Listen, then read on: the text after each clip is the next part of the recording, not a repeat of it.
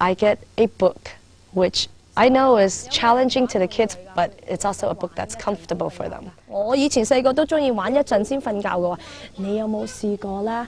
Before I hold up the book, I would kind of activate their prior knowledge. I would ask them questions that pertains to the story, and then I would show them the cover, and then we would just basically discuss the picture, and I would ask them to try to read the title, and if not, I would just tell them what the title is. 唔要好啦，呢個故事咧就係叫做我不要睡，我不要睡，即係我唔要瞓覺喎。好啦 And maybe we would predict 見到乜嘢 what this book is about. 係有個老虎。哦，個獅子，一隻獅子係咪啊嚇？ And then we would do a picture walk or a story walk, which 有 means 乜嘢嚟㗎？你 I'm just going to go through each page of the story. I would just cover the text and I would ask them, what do you think is happening here on this page? Ideally, I would try to elicit from them the text. 我不想要水。嚇？我不想水。 And if they don't use it, I would throw it in so that they would have that knowledge already in their head when they have to read it later on. 遊戲機係叫做電子遊戲機，你得唔得講一次啊？電子遊戲機，你哋屋企有冇呢啲電子遊戲機㗎？ So, you know, we would go through the picture walk until the end of the story, 好啦，我讀 and we would predict what would happen. 嚇，佢已經做咩啊？ And I would ask them to comment on the story. Did you like it? 點解佢會咁快瞓咗嘅？好眼瞓。好眼瞓。 And so afterwards, they should have had a thorough idea of what the story is about, and they have the text, you know, or the vocabulary, hopefully, in their minds. 電子遊戲機。好叻，睇下啲圖畫，如果你唔記得佢係講乜嘢嘅。 And so then I would give each student a book, and I would have them read it by themselves. I would remind them to point to each word, and I would remind them to look for 3 kinds of clues.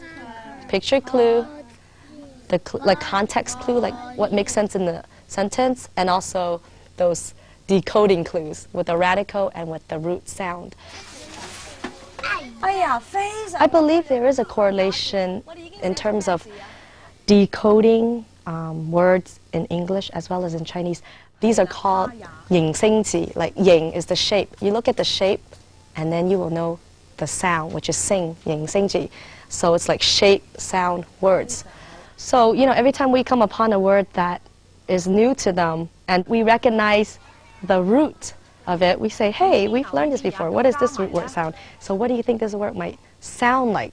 So that has helped them, quote unquote, sound out words in Chinese.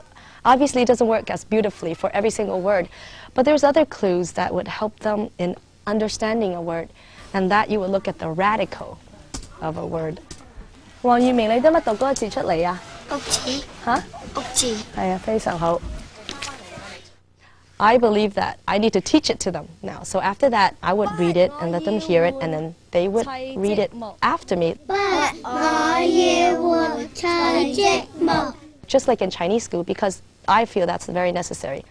我話啊， And then after that, we would also go through the meaning. Like, you know, if there's a strange sentence structure or a new sentence structure. 睡着了，非常好。小朋友睡着了點解啊？你諗睡着了點解？睡點解啊？瞓覺。瞓覺睡着啦，睡着了，睡即係瞓着咗啦。你有冇講瞓着咗㗎？ So after that whole process is through, we would play a game, like looking for a word. 邊度？邊個係個學字？哇，好叻喎！你哋點知道嗰個係個學字嚟㗎？不，我要學。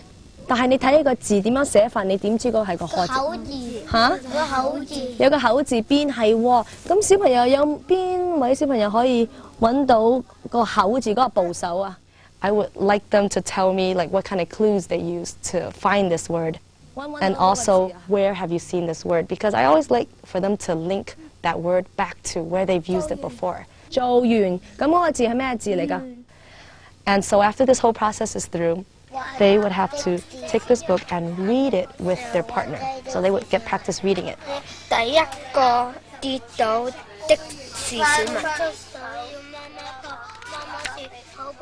第一個學的是小文。你要吃點芝士嗎？不要。So the next series of lesson I would do is revisit the same book, and I would have them, read it to me again. And this time I would do like a sequencing activity. Like I have them sequence these pictures according, to practice their oral skill. I would say the text, and so they would have to use their listening skills. They would put it out.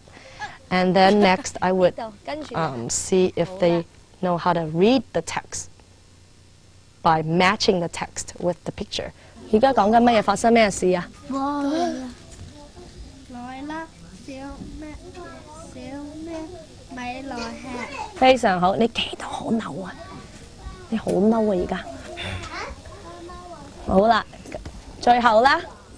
不要，我想吃我的晚餐。非常好。啊，小朋友，俾你哋一個手掌。因為你做得好好。And then I would maybe have a sequence of other activities for them at another center, like maybe work on this sentence structure or innovate on this story, which is like taking the same kind of storyline or same sentence structure, but changing it or innovating it a little to pertain to them. So let's say, 弟弟穿衣, maybe they put their own name on it or change the ending or something. And these stories they read over and over again at their reading corner.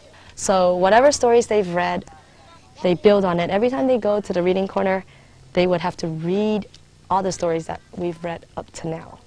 So that's basically my guided reading.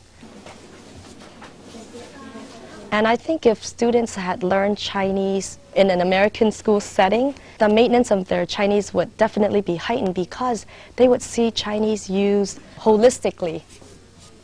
They would use Chinese in our discussions. We would use Chinese like at play in the yard, or we would use Chinese to reason, or use Chinese to solve math problems or do science experiments. So Chinese would be like an integral part of their lives if they continue to learn Chinese this way. Not only in elementary school, I believe they would have to continue in middle school as well as high school. Their Chinese would be wonderful. I mean, be so high. They would be very fully, bilingual, biliterate in both Chinese and English.